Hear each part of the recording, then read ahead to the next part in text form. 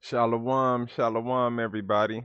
It's Bon Shemayim, your brew here, uh, hitting you with a new video. This video today, I'm gonna be reacting to banned vintage artifacts owned by rich foreign businesses. It's made by Dan or Dane Calloway.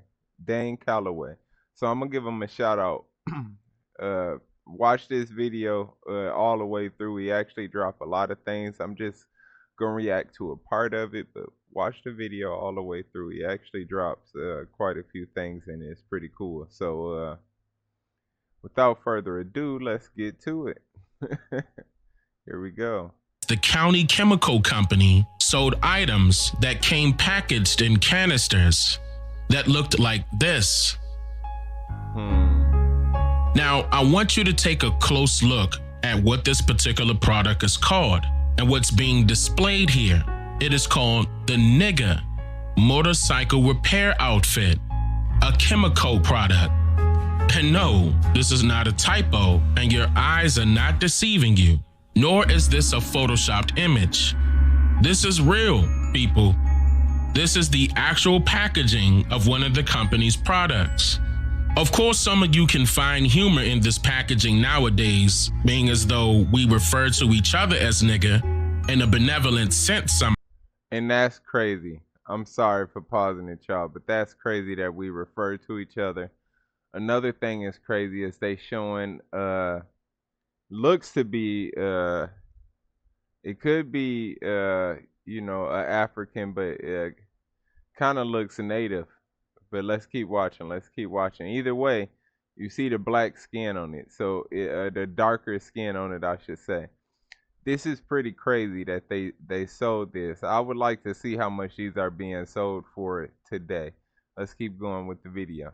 Somehow, but during the time when this product was being sold in England between the 1910s and the 1940s, this word was derogatory to our ancestors. And we can all tell that it was directed at our ancestors due to the image used of a male American Indian on the packaging.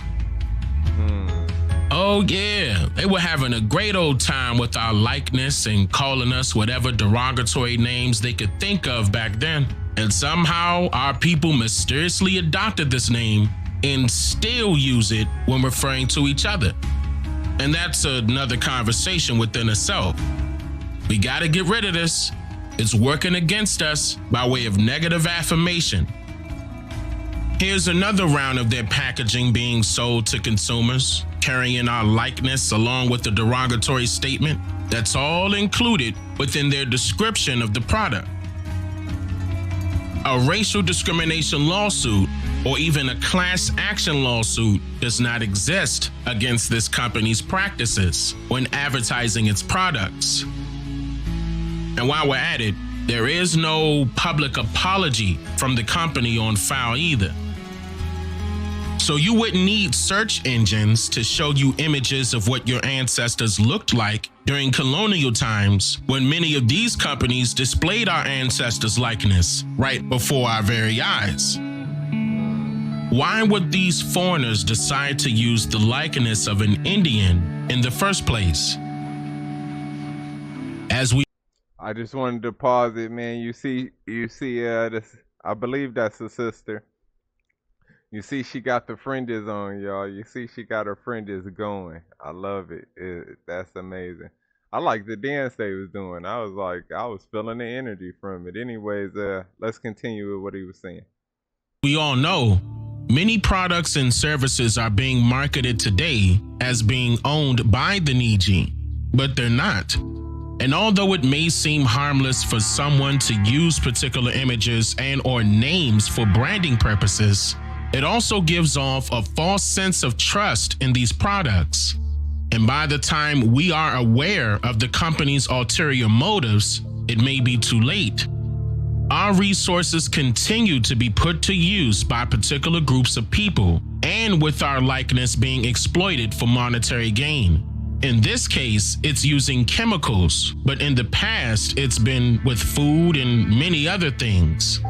Just look at today, where the shoe company Adidas is taking something that Kanye West put his face and name on. They got rid of him, and they also came out and stated that they will continue to sell those shoes for their monetary gain. Notice that backfired though. I heard they not able to sell the new Yeezys they released. They having a hard time because of the boycott against Adidas right now. So notice how they backfired trying to do that. It backfired on them big time. Let's keep it going. This brings several instances to mind of when our people were exploited for someone else's monetary gain. Because every company needs a jumpstart. And that's why when I initially saw these images of the motorcycle repair kits, it made me think of racing. The Indy 500 came to mind. Is Indy short for Indian or Indianapolis, which is an Indian city? Since this previous chemical company was selling oil and rubber products, I wondered, where did they get these things from?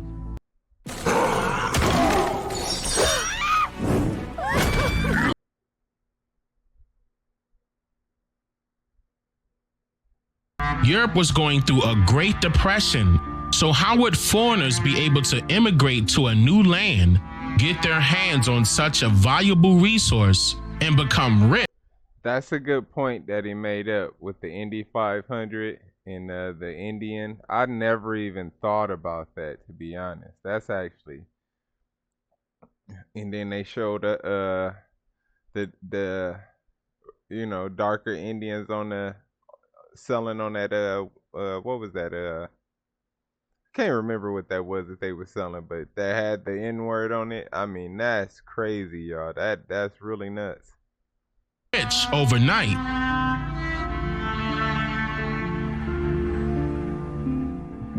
The Indian name and image has always been characterized with strength and mobility. The Black Dakotas. Notice they called the natives red as well. They called the Indians red people as well. So this is pretty, like I was saying, explaining my point about how our pigmentation has red in it as well. Let's keep going. In fact, the term Indian has been pronounced in different instances as engine, similar to a motor. An engine is a prime mover of things, and it is synonymous with speed. Like in vehicles, it is the engine that sets things in motion, and it is also the engine that gives these companies a jump start. Just by the sound of that word alone, you can tell what was being referred to when giving a group of people the name Indian, which has been stated as engine in the past. They were referring to a group of people that had a group of people that were genuine. The etymology of the word engine comes from the old French word engin, which means skill, wit, and cleverness, and from the Latin word ingenium, which means innate qualities, ability, inborn character. But unfortunately, an engine is also a mechanical device that is being used in war. And just as foreigners have always used the images and names that refer to Indians to sell their products for years, they also used our very own people to fight their wars. Another example of a product that used the Indian name and likeness also came about in the late 1800s, but it was the Indian Motorcycle Company, created by George M. Hendy, who founded a bicycle production company called the Hendy Manufacturing Company. Hendy, similar to Hindi. According to the history of the Indian Motorcycle Company, the Hendy Manufacturing Company did not change its name to the Indian Motorcycle Company until 1923. It goes on to state that, quote, over its early years of existence, the company displayed extraordinary resilience as its trailblazing success in innovation, and on the racetrack continued despite the advent of the Great Depression and the two world wars. In fact, not only did the brand survive these tumultuous times, but its considerable contribution to the war effort during World War I and World War II provided essential vehicles to both the American and French troops on the ground. End quote. All right, man. That's actually, check this whole video out by this brother, Dane Calloway. Once again, y'all check his video out. That's a lot of information, man. And then, it's crazy because for the most part, I don't use it that often, but I get comfortable sometimes and the N word slip out, and it just sometimes you comfortable saying it, and definitely fighting against that for sure. And this has added more fuel to the fire to fight against that hardcore watching this video, which is crazy because we were always taught that they called us the NIGGER word, right? And we turned it into the NIGGA word. At least that's what we were taught growing up. And we made it cool and we made it fashionable and popular like we do all things that's put against us. So that seems like, oh, that's a badge of honor or reward. But to see this, something started in the 1910s that had this on it as a derogatory word, man, it just makes me think about this scripture right here, man. Let's get into it. Deuteronomy 28 and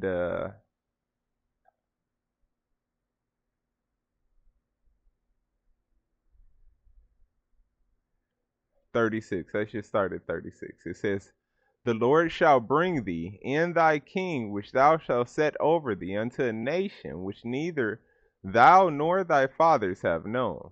And there thou shalt serve other gods, wood and stone." The rock of Mecca, the cross of Christ, right? That's, whew. "And thou shalt become an astonishment. Shema, waste or horror, right? A proverb or a parable. A byword, a sharp cutting word, a taunt, right? Among the nations, whether the Lord shall lead thee." And it's crazy because a lot of everything that they call us is are these things, right? So let's go into it again this way. It says the object of horror, right? Object of horror, waste, horror, appallment, a waste of land or city, appallment or a horror, right? Scorn, right? Proverb, parable, proverb, proverbial, saying, aporism, byword, similitude, parable, poem, sentences of ethnical wisdom, ethical maxims.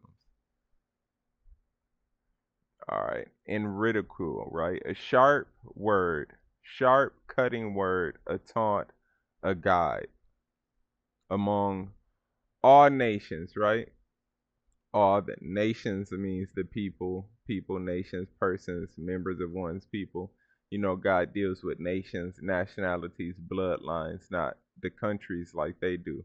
It says, all the whole of any, each, everything, totally everything.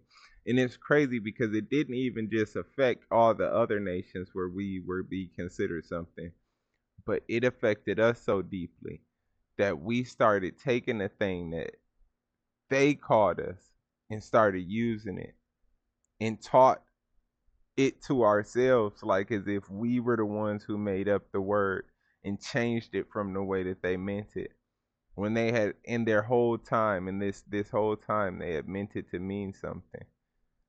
And we've been calling each other it this whole time. Bywords, proverbs, black, African American, the nigga.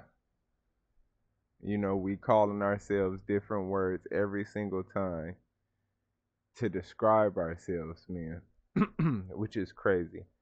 I'm gonna have to start fixing that. I'm gonna have to start calling this by our tribes names, man. Judeans, uh, Israelites, or Issacharians. Or I'm gonna have to start calling us by our names. With that note, that's the end. I was supposed to make this video yesterday, but I had company, so I decided to do all the videos today. So just because of that hold up, I'm gonna drop a video.